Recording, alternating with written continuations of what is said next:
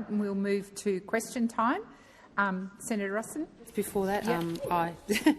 I seek leave to make a statement regarding ministerial arrangements. Is leave granted? Leave is granted. Okay. Could I advise the Senate that following a reshuffle of the Shadow Ministry on the 14th of September 2025, Senator Chandler has been appointed Shadow Minister for Cyber Security and Shadow Minister for Science, and I seek leave to incorporate in Hansard the Coalition Shadow Ministerial arrangements dated...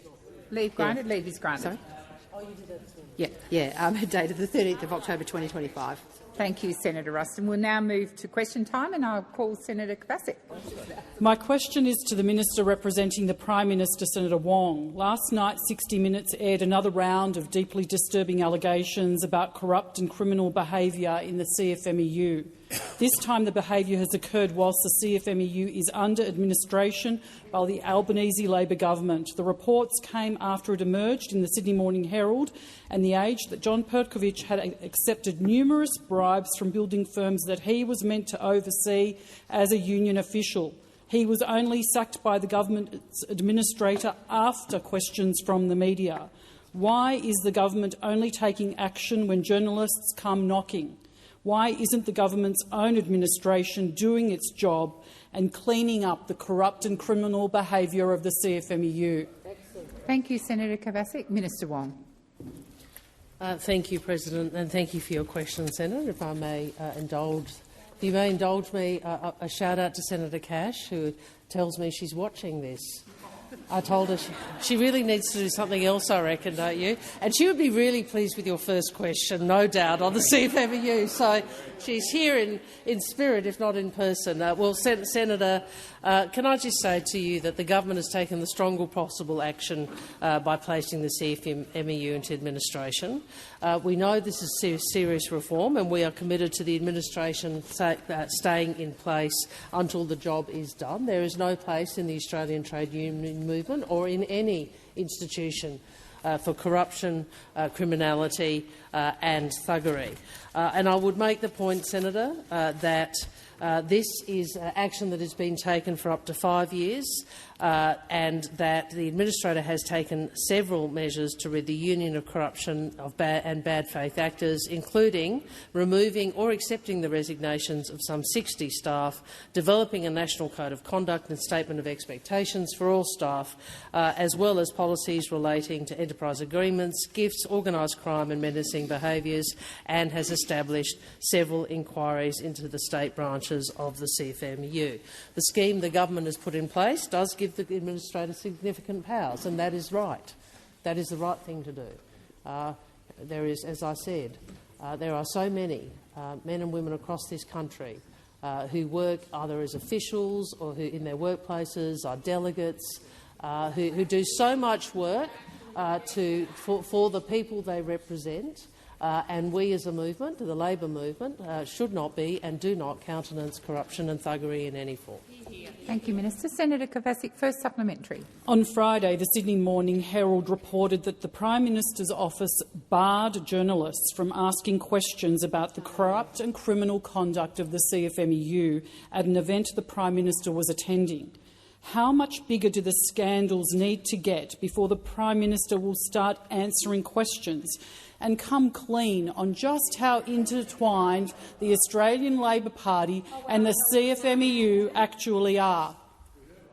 Thank you, Senator Kvasik. Minister Wong. Senator McKenzie, I've called the minister. Thank you, President. Well, Senator, I'm not sure I'll take as read, if you don't mind, what you assert in your question about the Prime Minister's press conference. If you observe his press conference, he makes himself very available to journalists for questions and certainly is prepared to answer questions in a lot of areas. What I would say is the Prime Minister has demonstrated his leadership not only in the decisions that we have made to place the Construction and General Division and its branches under administration for up to 5 years, passing that legislation and backing the administrator to take the action that is being taken. But the Prime Minister also personally ensured that Mr Satko was expelled from our party, and that was the right thing to do. So I think he has demonstrated very clearly a very principled approach to these issues. Thank you, Minister. Senator Kovacic, second supplementary. The CFMEU's Victorian head, Zack Smith, sits on the Labor Party's national executive alongside the principled Prime Minister. On the 12th of September, Zack Smith directed a subordinate to secretly meet with Melbourne underworld figure Mick Gatto. Given he is facilitating contact between the CFMEU and organised crime figures, does the Prime Minister maintain confidence in Zack Smith's judgment, decision-making and fitness to sit on Labor's peak governing body? Thank you, Senator Kovacic. Minister Wong. Certainly, first in relation to the allegations or the assertions you make about Mr Smith, I would assume that these are matters that the Administrator can deal with in the context of the industrial regime. In terms of the Labor Party, I think the Prime Minister has made his position in relation to criminality and in relation to the need for appropriate standards very clear through his driving the expulsion of John Setka from the Labor Party. Thank you, Minister. Senator Ciccone. Thank you very much, President. My question is to the Minister for Foreign Affairs, Senator Wong. The Albanese government's first term saw the government improve Australia's standing around the world in the face of unprecedented global challenges. What is the government doing to continue to advance our national interests in our region and beyond? Thank you, Senator Ciccone. Minister Wong. Thank you very much, President. I thank Senator Ciccone for his question and for his interest in these matters and for his able chairing of the Foreign Affairs Committee, both in estimates and more generally. President, we all know, Australians know, we do live in a more uncertain world, a more unstable world. And I have said many times that Australians should have confidence in our ability to navigate these uncertain times together. And that is what we are doing. And we have, since we were elected, as a government, we have worked to strengthen all of Australia's relationships. This includes our relationship with our principal strategic partner, the United States of America. I was very pleased, and I think the country was very pleased, that the Prime Minister's meeting with President Trump last week was a clear success. A clear success. The Prime Minister, the President, signed an historic $8.5 billion US deal, that's around 13 billion Australian dollars, on critical minerals and rare earths. A deal that will help secure supply chains for these vital products so that Australia and America can make more things together going forward. And it builds on the Quad Critical Minerals Initiative that Secretary Rubio and I announced at Washington DC earlier this year with our Quad partners, and on the Critical Minerals Strategic Reserve that the Prime Minister announced during the election. These initiatives are landmark. They are good for Australian workers, Australian businesses and Australian investors. Excuse me. President Trump also affirmed his support for the AUKUS partnership. The meeting's success is a testament to the trusted partnership between Australia and the US as strategic defence allies, and it speaks to the importance of advocating for Australia's interests in a calm and mature way, as the Albanese government has been doing. Thank you, Minister. Senator Ciccone, first supplementary. Thank you very much, and thank you, Minister. Now, we also know that the AUKUS partnership is the single biggest investment in our defence capability in our history, representing a very big moment for our nation, our defence force and our economy. Can the Minister please outline to the Senate how the Albanese government is delivering on our AUKUS partnership? Thank you, Senator Ciccone. Minister Wong. Senator Ciccone, the President's affirmation of AUKUS is a strong and welcome signal of the strength of our alliance with the United States, and the President couldn't have been clearer. It's full steam ahead for AUKUS. AUKUS will better enable Australia to contribute to the strategic balance of our region, to ensure that our region remains peaceful, stable and prosperous, and a region in which sovereignty is respected. That is in Australia's national interest, and that helps keep Australians safe. AUKUS is also a once-in-a-generation jobs and skills opportunity for Australia, particularly in my home state of South Australia, but across the country. We are partnering with higher education on STEM courses, and the Skills and Training Academy is being built and apprentices are being trained through TAFE SA, and 7,000 more Australians will work at the Osborne Naval Shipyard. This means highly skilled, well-paying, secure jobs in South Australia and across the country now and for the future. Jobs only Labor delivers. Thank you, Minister. Senator Ciccone, second supplementary. Thank you again. Given the complexities of the challenges the world faces, why is it so important that Australia speaks with one confident voice in international affairs? And what might prevent Australia from achieving important outcomes in our national interest? Thank you, Senator Ciccone. Minister Wong. Thank you, President. Well, we will continue to advocate on this side of the chamber for Australia's interests, despite those opposite, the Liberals and the Nationals, being out of step again and again. And they are still trying. They are still trying to undermine our relationship with the United States. And I'd remind those opposite of just some of the commentary on their strategy from Mr Kelly in The Australian. This is a humiliation for the coalition. Nearly everything they said now looks misconceived or plain wrong. From James Massola in the Sydney Morning Herald, the opposition attack has come unstuck, and the sooner they realise it, the better for them. And even Senator Hume has called her leader's attacks churlish. Churlish. You know, it's pretty dire when a backbencher has to remind their leader of what the national interest looks like. It shows that those opposite aren't up to the job. You're focused on fighting amongst yourselves. We're focused on delivering for all Australians. Thank you, Minister. Senator Canavan. Order. Senator Ayres. Order. Order. Senator Mackenzie. Order. Just a moment, Senator Hume. Senator Canavan and Senator Mackenzie, you're not in a competition to see who can yell the loudest. This is question time. When I ask you to come to order, that is what I expect. Senator Hume. Thank you, Madam President. My question is to the Minister representing the Prime Minister, Senator Wong.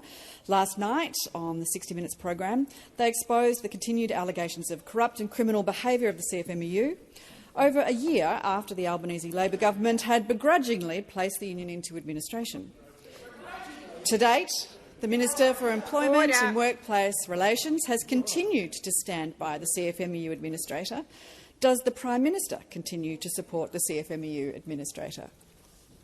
Thank you, Senator Hume. Minister Wong.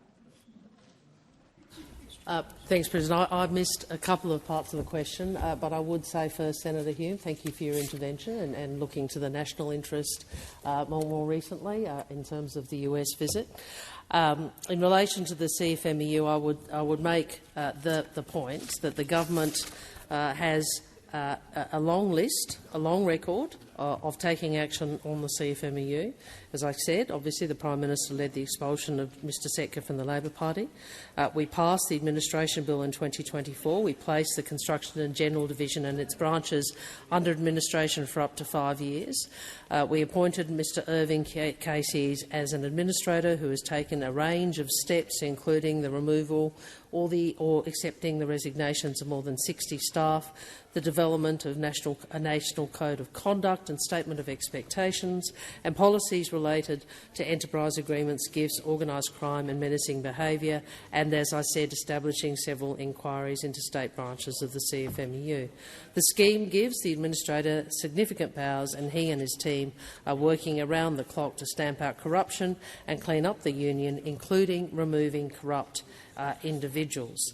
I think there was a reference to the Minister for Workplace Relations, who is doing a fantastic job.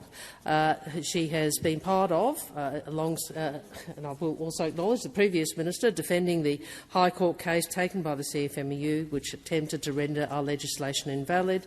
The government we have also seen the administrator refer the AFP to set up Operation Rye to investigate criminality and corruption in the construction industry, and I can go on. So the point I make. Minister Wong, please resume your seat. Senator Ruston. Just on a point of direct relevance, Chair, the question was quite clearly, does the minister continue to support the CFMEU administrator? It's a simple yes or no. Thank you, Senator Ruston. The minister is being relevant. The question also referenced the 60 Minutes report as well. Minister, please continue. Well, there was quite a lot, if I may say, in the question. I would make the point that the Minister is the Minister responsible for the portfolio, and she is doing an excellent job, and she has expressed her views about the Administrator, and the government is very clear about the intention to continue. Senator Hume, first supplementary. Thank you, Madam President. Minister, given the Administrator's repeated failures to detect wrongdoing before it's exposed by journalists, what possible justification could there be for the Prime Minister's ongoing confidence in him? Thank you, Senator Hume. Minister Wong. Well, Senator, I disagree with the content of a great deal of that question, and I would make the point that there has been a lot of action taken, including by the Administrator, in relation to conduct with and the culture within the CFMEU. Has also been engagement from Minister Rishworth, and as I said, we have seen Operation Rye, where I understand the AFP Commissioner has made clear that work is being undertaken in that context by the appropriate enforcement authorities. These actions are being taken. We know there is a lot of work that needs to be done, but we are determined to ensure that there is the needed reform of this industrial entity. Thank you, Minister. Senator Hume, second supplementary.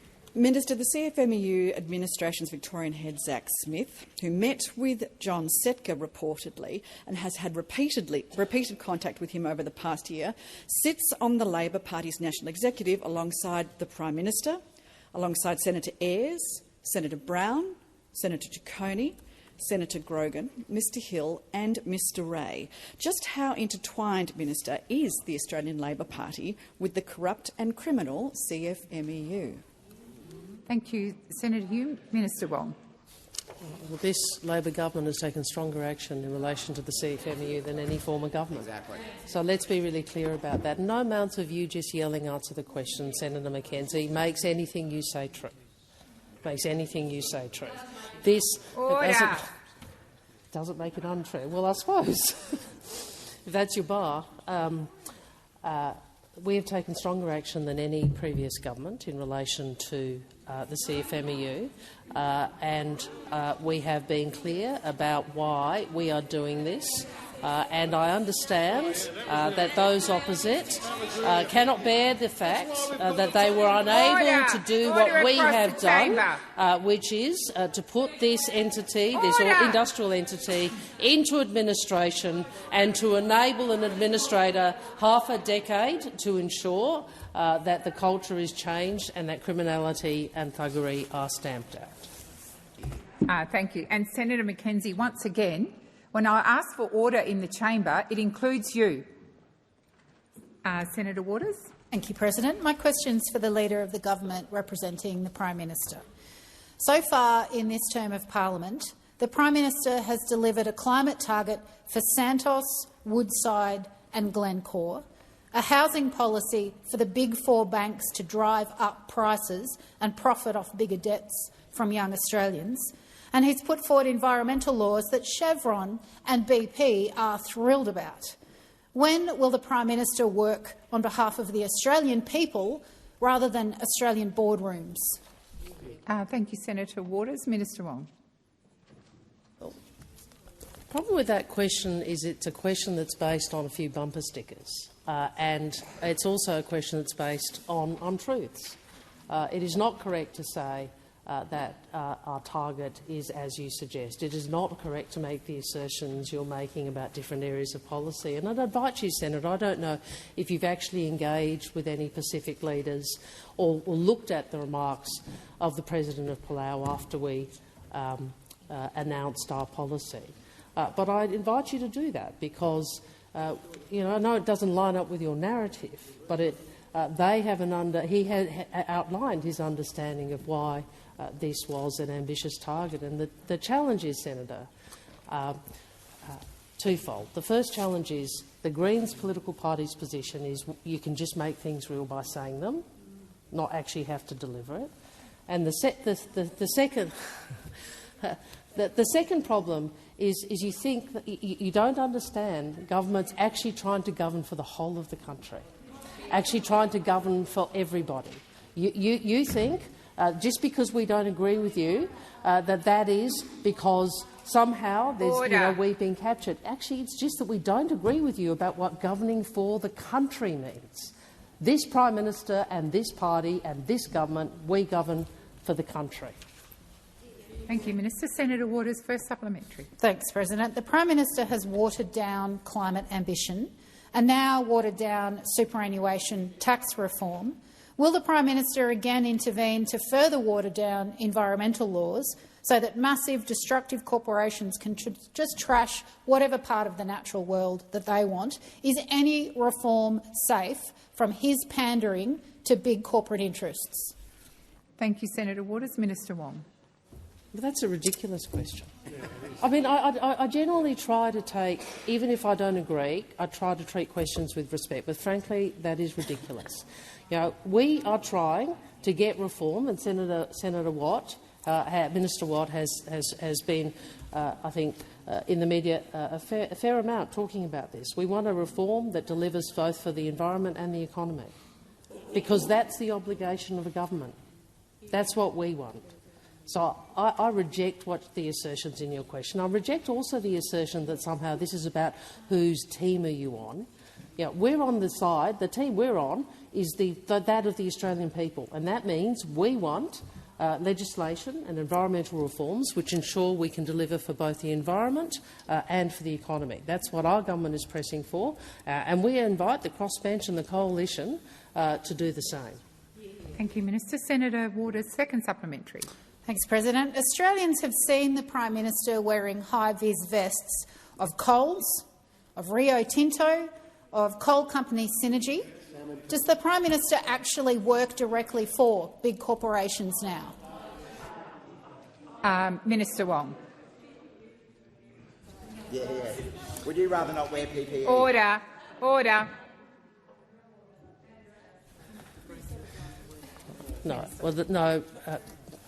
Senator, the Prime Minister works for the people of Australia, people all over the country, including Griffith, Brisbane and Melbourne, and he works to try and get the outcome that he believes is in the national interest. That's what he is focused on, that's what the Cabinet is focused on, that's what the caucus is focused on, that's what the government is focused on, and may I say it, I think that's what the Australian people are also focused on. Senator Sterle. Thank you, President. Now, my serious question is to the Minister representing the Minister for Resources, Senator Ayres. On the 20th of October in Washington, D.C., the Prime Minister and the President of the United States signed the Critical Minerals Framework to deliver a secured supply chain for critical minerals and rare earths. The US and Australia also announced a combined $2 billion investment over the next 6 months in priority projects in Australia and the US. Why are secure supply chains for critical minerals important for Australia and our allies, Minister? And what are some of these priority projects that we will benefit? Thank you, Senator Sterle. Minister Ayres. Well, I thank Senator Sterle for that question. And this is very much, it's an Australian story, but it's very much a Western Australian story. His question is right. The critical minerals framework that the Prime Minister of Australia signed with the President of the United States in that meeting in the Cabinet room in the White House will support the development of critical minerals mining and production here in Australia, a diverse, resilient and secure supply chain that is in the interests of Australia and in the interests of our American partners. This is all about reducing market concentration in the global market for critical minerals and rare earths. These are not just any commodity. They are absolutely fundamental for the modern industrial and communications and defence technologies. Without secure supply chains for these materials, we don't have certainty about our access to vital defence and clean energy technologies and systems, or computational capability. All of these ingredients for the modern industrial and technology economy. And, President, this applies equally for our partners. That's why our American partners signed the agreement. It will mobilise billions of dollars of financing in Australia and in the United States to drive project development, like the $200 million in concessional financing which will deliver the Alcoa Sojitz gallium recovery project in Wagerup, Western Australia. A trilateral project, Australia, Japan and the United States. Good regional blue-collar jobs delivered in Western Australia through this framework. Senator Sterle, first supplementary. Thank you, President. The Critical Minerals Framework covers value-adding refining and smelting of critical minerals and rare earths, as well as mining. Why are metals manufacturing jobs important for regional communities? And why is a healthy and diversified metals manufacturing sector important for the economy at large? Thank you, Senator Sterle. Minister Ayres. Well, President, the framework sees the critical minerals and rare earths will not just be mined here in Australia, but processed here in Australia. That means we capture more of the value of final product here and delivers far more jobs than just mining alone.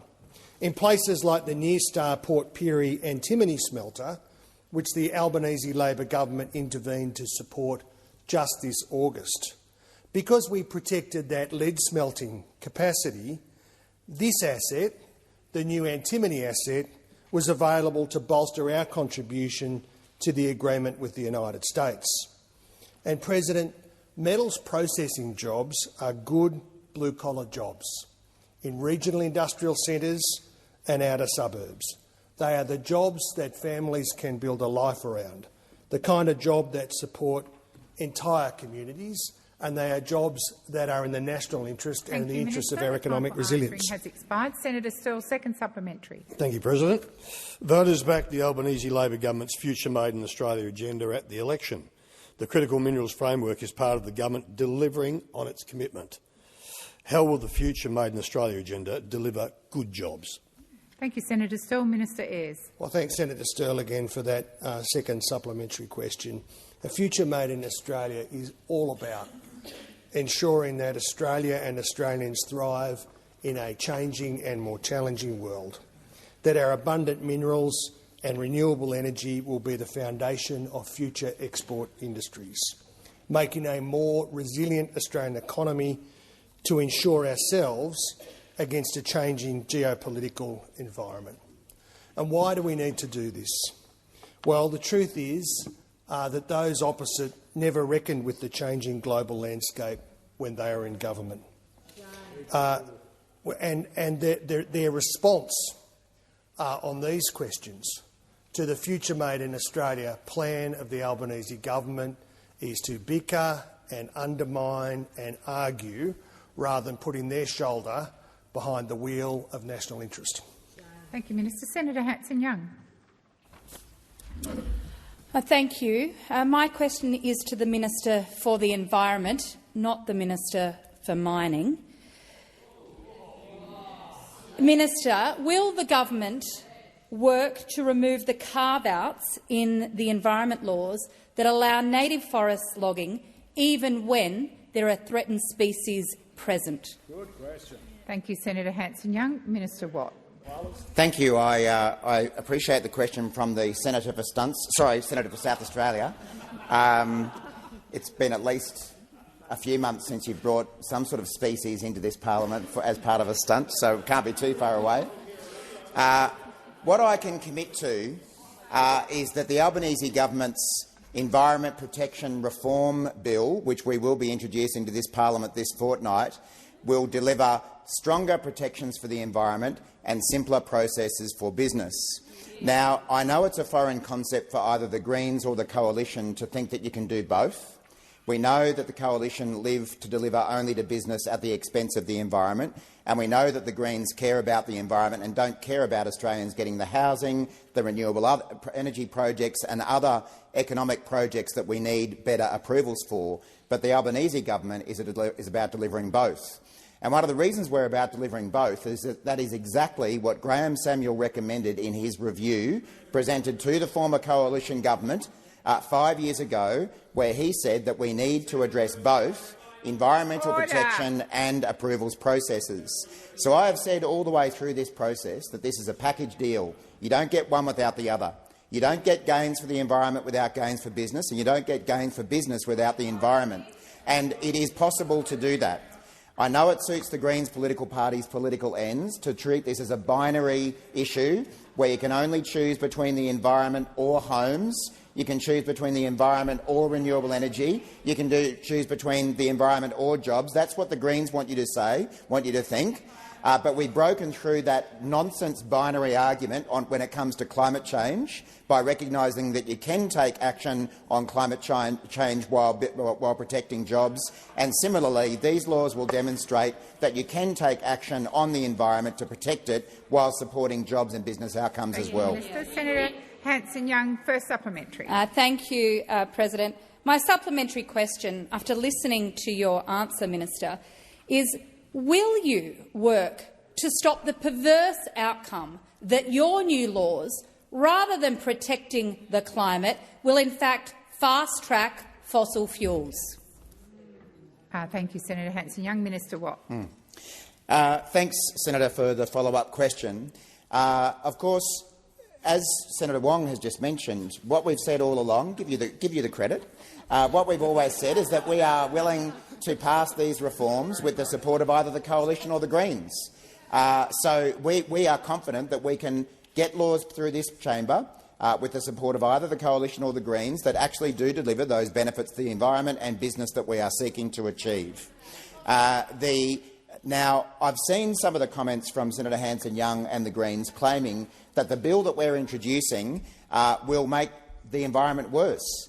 They clearly haven't looked at the bill, because what this bill will do is for the first time create a national Environment Protection Agency with real teeth to crack down on those who are doing the wrong thing. Sounds better for the environment to me. It will deliver new national environmental standards that our country has never had before.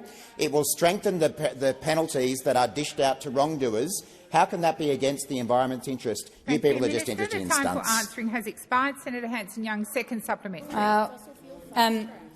President, through you, isn't it time you recognised that the Coalition is not interested at all in protecting the environment? They're hopelessly divided. They're led by a right-wing rump that are allergic to the word environment. If you want a deal for nature, you do it with the Greens, mate. Thank you, Senator Hanson-Young. Minister Watt. First time for everything. Well, mate, and I do like Senator Hanson-Young. I consider her a bit of a mate despite our political differences. So, mate, well, Senator Hanson-Young has just set out why the government shouldn't pass these reforms with the Coalition. Well, I would put to Senator Hanson-Young and the Greens that there's an easy way to make sure that we don't pass these reforms with the Coalition, and that's to have the Greens party work with the government to deliver environmental reforms that deliver a gain for the environment, for business, for housing, for renewable energy. There's an easy way through that. Come and support us to pass these reforms, and that's what we will get. Or do you want to go back to some of the great moments in Greens political party history? Blocking housing. That worked out well, didn't it? It stopped housing being built and it cost you seats like Brisbane, Griffith and Melbourne. Or should we go further back to the CPRS, the Carbon Pollution Reduction Scheme, where you joined up with the Coalition to block reform as well? If that's what you want to do, that's up to you. The time for answering has expired. Senator McDonald. My question is to the Minister for Foreign Affairs, Senator Wong. With reference to the Critical Minerals Agreement signed between the United States and Australia, did any representatives of the US government express concerns with Australia's lengthy approvals process or advocate for a streamlining of our approvals process? Thank you, Senator McDonald. Minister Wong. Well, Senator, I hope that you would be supportive of the critical minerals announcement that has been made. And I hope also that sensible people in your party room will be arguing not for a position which is about political conflict or internal division, but a position which is good for the country. And the reality is we do need serious and urgent reform to this Act.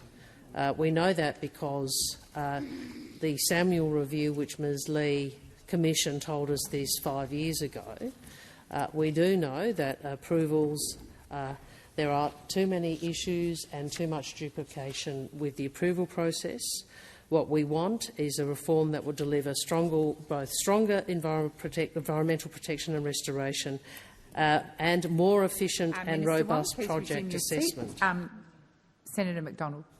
Could I draw the minister back to the question about whether or not any representatives of the US government raised concerns? I believe the minister is being relevant to the question, Senator McDonald, but I'll listen carefully. Well, Minister Wong. Senator, I'll be really clear with you. I don't go into discussions with other governments because the opposition decides that it wants to play. No, it's not at all.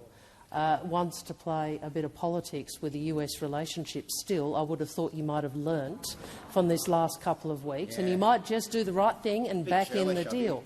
What I was going to say is you would be aware that we have been engaging on the critical minerals discussion for some time.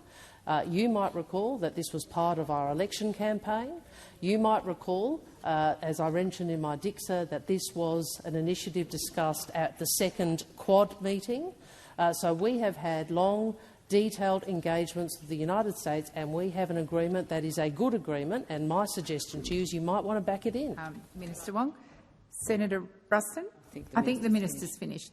Senator McDonald, first supplementary.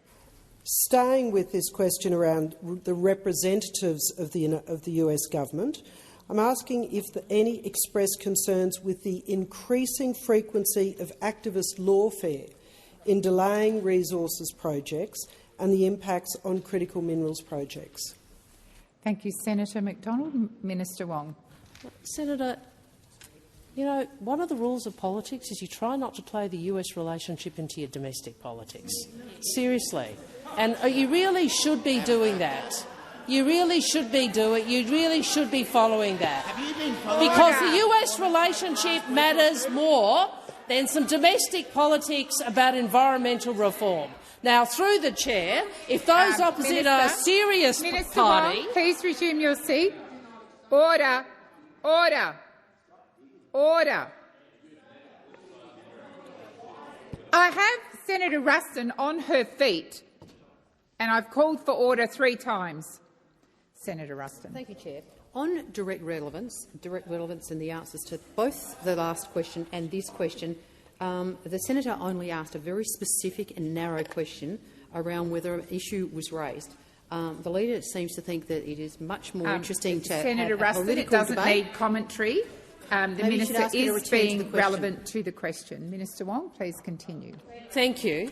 And the reason for that is the US relationship. I know you don't support the alliance, the Greens political party, but the reason for that is the alliance between the United States and Australia is critical to our national security. It's critical to our national security. So we have differences and we manage them.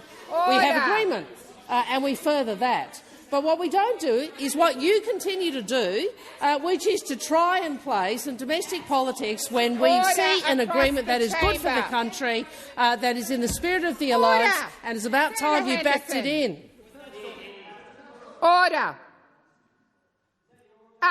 Senator Shoebridge. Senator Shoebridge, which part of me calling order doesn't apply to you? You are incredibly disrespectful, as were you, Senator Henderson, after I called for order at least 4 times. Senator McDonald, second supplementary. Minister, can the government guarantee that taxpayers' funds will not be used or channelled through environmental activist groups to delay, to obstruct or prevent approvals for new critical minerals projects that underpin the new agreement with the United States? Yeah. Thank you, Senator McDonald. Minister Wong. Pass the bill. Yeah. How about you pass the bill? I mean, there's a lot of complaining over there. This is a bill that needs to be passed. If you have problems with the current environmental legislation, Senator, I'm not surprised you get to your feet. It's a bit embarrassing, Minister isn't it? Wong, please resume your seat. Order. Order. Senator McKenzie, I called you to order on several occasions and you simply ignored me. That is disrespectful. Senator McDonald. On relevance, I asked about taxpayers' funds, not about environmental approvals. Thank you, Senator McDonald. The minister is being relevant to your question. Senator Watt. Senator Watt, this is not your question. Minister Wong. Order. Minister Wong, I've called. Have you finished your question? Have you finished your question? Sorry, Chair. President. Senator, I've seen comments by a number of commentators, also by the BCA, talking about your position on the bill, and I'd invite you to consider those. I'd invite you to consider ensuring that you engage properly and responsibly with this legislation, because this legislation, this Act is in need of reform. A number of the things you are critical of are precisely the sorts of issues that the minister is seeking to address. So perhaps instead of trying to play a bit of politics around this and the critical minerals agreement with the US administration, you pass the legislation. Thank you, Minister. Senator Roberts. Thank you, President. My question is to Senator Ayres, representing the Minister for Climate Change and Energy, Mr Bowen. Minister, is coal-powered electricity generation intermittent energy or baseload generation? Senator Ayres. Well, here I am. Senator Roberts' question really does, bell the cat in terms of where One Nation and their almost coalition partners over here in the National and Liberal parties really are on some of these climate and energy questions. I think if I go directly to Senator Roberts' reference to the unreliability of our current ageing coal-fired power fleet, that is, as I cursorily read the newspaper, I think that is what Minister Bowen was referring to, because what is going on every single day is that there is an unplanned outage of one or more of these facilities. And that redundancy, unplanned redundancy, causes additional cost, puts pressure on industry, and it reminds Australians that under the previous government, all of that uncertainty, all of that policy failure, where I think I'll come back and let you know, Senator Roberts, if I get this wrong, but I think it was 24 out of 28, I think, coal-fired power stations announced their closure. And what did we have from the Liberals and Nationals? Sort of relitigating the same old nonsense that held Australia back, with a $600 billion nuclear power plan, and Mr Littleproud saying we should sweat these assets. I mean, the only way, if you went to some of these power stations in New South Wales, the only people that would say you would sweat that asset is somebody who'd never been to one. Thank you, Minister. The time for answering has expired. Senator Roberts, first supplementary. Coal power is baseload generation. It's designed to run continuously, and when operated continuously, electricity generation from coal is reliable and affordable. It only becomes intermittent and expensive when the generator is deliberately turned on and off all the time to give preference to what is really intermittent power, solar and wind.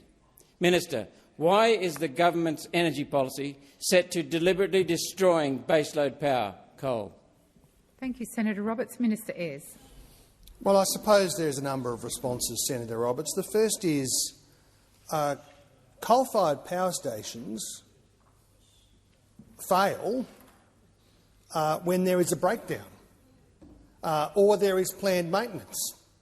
Now, when there's planned maintenance, that's a good thing because you're improving the capability of the asset. When an asset like that has gone on for so long that it can't continue to function reliably, it can't continue. Old Koala Canavan over here. Senator Ayres, withdraw that remark. I withdraw. But Senator, that is the problem. So we are moving to modernise the electricity system to deliver the lowest cost, most reliable approach, the Australian approach, and we won't be deterred by imported ideas about political memes and weird ideologies about the future of our electricity system. Minister Ayres. Senator Roberts, second supplementary. Thank you. According to the Australian Energy Regulator, for the fourth quarter of 2024, saw the second highest number of extreme electricity price events ever, with prices exceeding $5,000 per megawatt hour. $5,000. This happens when baseload power generation is not in the mix.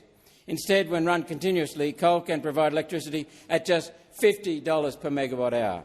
Minister, will you give Australians suffering from record-high electricity prices a break and run our coal generators properly? The time for asking your question has expired. Minister Ayres. Well, what this government will do is continue to modernise our electricity system in the interests of industry, in the interests of households, in the interests of future industry. Because what we require in this country is additionality, more generation capacity, more transmission capability, and the Coalition and One Nation, who campaign against energy generation capability around Australia, wandering around, whether it's about koalas or complaining somehow that offshore wind projects will be bad for whales. I mean, these whales who go up and down the eastern Australian coast dodging container ships and bulk carriers are somehow going to door themselves on a stationary offshore wind tower. It is too silly for words. It's too silly for words, sillier than a 2-bob watch, and it's imported weird ideology coming from overseas that's been used to try and stop progress right here in Australia. I was advised earlier that Senator Babet has given his question to One Nation, so I call Senator Whitten. Thank you, President. My question is to the Minister for Finance, Minister Gallagher. Does the Australian government have the right or the authority to dictate where superannuation funds invest hard-working Australian super? Thank you, Senator Whitten. Minister Gallagher.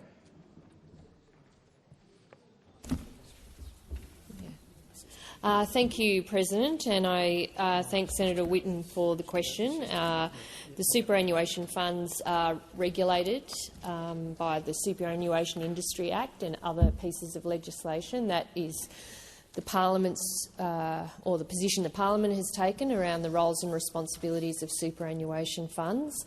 They are governed by those laws. They have responsibilities as outlined under those pieces of legislation. They have responsibilities to their members and to ensure the members' interests are put first and foremost. But as to individual decisions that are taken by the funds about where they invest, those are taken by the Board of Directors, usually, of each individual superannuation fund. Thank you, Minister. Senator Whitten, first supplementary. Thank you. That sounded like a no. The White House has published on its website that, quote, Australian superannuation funds will increase investments in the United States to $1.44 trillion by 2035. That's US dollars. To me, that sounds like a very definitive statement. Superannuation is not the government's money to use. It belongs to the Australian people and should be invested only for the benefit of its members. Why is the government using the Australian people's super as a political football? Thank you, Senator Whitten. Minister Gallagher. Thank you. Well, I don't accept the question and the imputation in that question as outlined by Senator Whitten. I mean, superannuation funds have accumulated significant amounts of capital, and it is appropriate that those funds make decisions in their members' interests about where those investments are. They're in a range of investments. I think if you look at any superannuation funds, information that they provide readily to members, you'll see that there are typically, in fact almost always, investments made overseas. We do believe that superannuation investments in the US will continue to grow, and that is a good thing. It's a good thing for the members whose funds are being invested ultimately for their retirement income, and we've seen the success of the superannuation industry, in particular in the returns that they've been providing each year, which is a huge benefit to the Australian people. Senator Whitten, second supplementary. The ambassador to the US, Kevin O'Seven himself, tweeted, "Australian super funds are supercharging economic growth in the United States. What about Australia's economic growth? Labor is setting a very dangerous precedent. The superannuation pot has become too fat and juicy, it seems." After the Treasurer backflipped on the unrealised capital gains tax, you started using super for political leverage. Will Labor commit to leaving hard-working Australians' superannuation alone? Thank you, Senator Whitten. Minister Gallagher. Thank you. Well, the Labor Party is the party that established compulsory superannuation. We're the party that continues to back compulsory super, and we do it for a number of reasons, and most particularly that the Australian citizens have access to funds that allow them to live a dignified retirement. That is the purpose of superannuation. That is the one we support and we continue to support. And where we can strengthen it, we do, like raising it to 12%, for example, like putting the LISTO back on so that lower-income workers have the same or similar tax benefits from superannuation as they're provided through the income scale, paying super on PPL so that women don't miss out on superannuation payments when they make those critical years of out of the workforce, often caring for children. That is the position of federal Labor, and we will continue to invest in super and in the superannuation benefits for the Australian people. Thank you, Minister. Senator Bragg. Thank you very much, President. My question is to the Minister representing the Prime Minister, Senator Wong. Nice to see you as well. Late on Friday, the Chair of Housing Australia announced her sudden resignation. This comes 2 weeks after the Treasury admitted to the existence of a secret $24,000 report, paid for by taxpayers, which looked into the governance failures at Housing Australia. When will the government release this report? Thank you, Senator Bragg. Minister Wong. Senator, thank you for the question. I understand that you asked this at Senate estimates, and I'm also advised that Treasury took on notice what they could provide, and so I'd refer you to that process. But obviously, we are pleased that we are able to continue to deliver social and affordable housing. I would make this point that we have some 55,000 social and affordable homes we are seeking to deliver. 5,000 have been completed through Commonwealth programs, and 25,000 are in construction or planning. I think the Minister's finished her question. I'll invite you to ask your your first supplementary. Okay, right, that wasn't a very long answer. The Treasury, thank you very much, President. The Treasury admitted the government requested this secret investigation at Housing Australia. It was commissioned by the former Minister for Housing at the end of 2023. Minister, why did the government think the governance was so bad at Housing Australia it needed an independent report? Thank you, Senator Bragg. Minister Wong.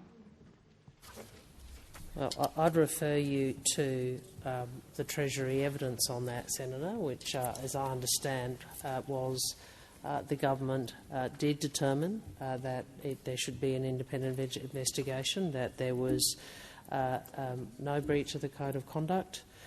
We know that Housing Australia is performing an important role in delivering homes for Australians, and we will continue to get on with the job of doing that. Senator Bragg, second supplementary. Thank you, President.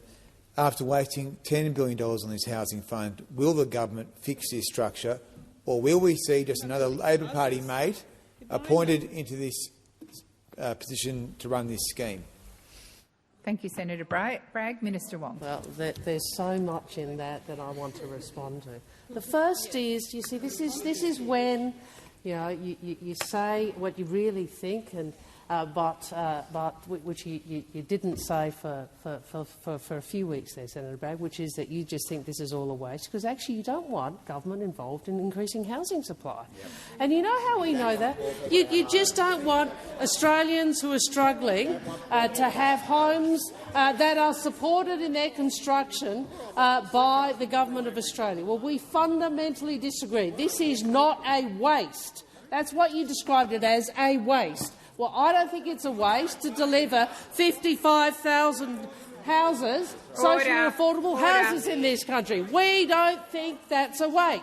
And I know you have an ideological position where you think housing should be the preserve of those who can afford it. Well, we think more Australians should be entitled to the dream of home ownership. Thank you, Minister. And we are determined to invest in social. Senator Grogan. Senator Grogan. Thank you, President. My question is to the Minister for Women, Senator Gallagher. During the election campaign, the Albanese Labor government announced the landmark Women's Health Package, investing almost $800 million in funding to deliver better health care for Australian women and girls. One of the key areas identified in the Women's Health Strategy was making sure that women have a genuine choice when it comes to their reproductive health. Choices that are not limited by access or cost. How is the government supporting more choice, lower cost and better health for Australian women, particularly in relation to their reproductive health? Thank you, Senator Grogan. Minister Gallagher. Thank you very much, President, and I thank Senator Grogan for this question and for her advocacy for women in Australia, and particularly in relation to our Labor's very strong women's health package that we took to the last election.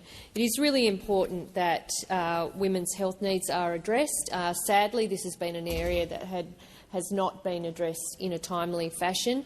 And when we came to government, a lot of work was done under the former Assistant Minister, Minister Carney, who, through the Women's Health Council and other consultations, to go and really identify those areas where we needed to improve in the offering of not only MBS items but also PBS items. And it was very clear from that work that it had been too long for affordable contraception improvements to be listed on the PBS. It's hard to get your head around the fact that the modern contraceptive pill hadn't been listed. A new modern contraceptive pill, oral contraceptive, hadn't been put on the PBS for 30 years.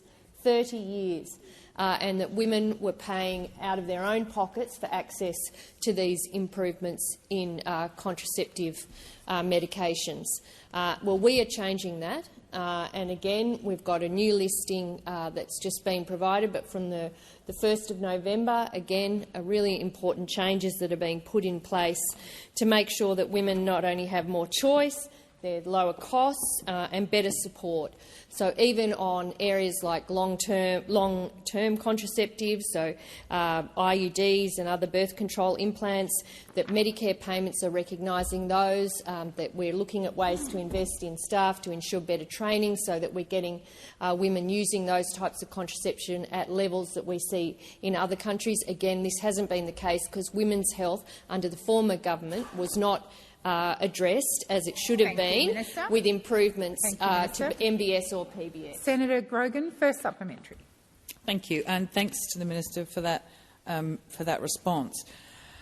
For too long, as you've referenced, women have had to navigate unnecessary barriers to the care that they need.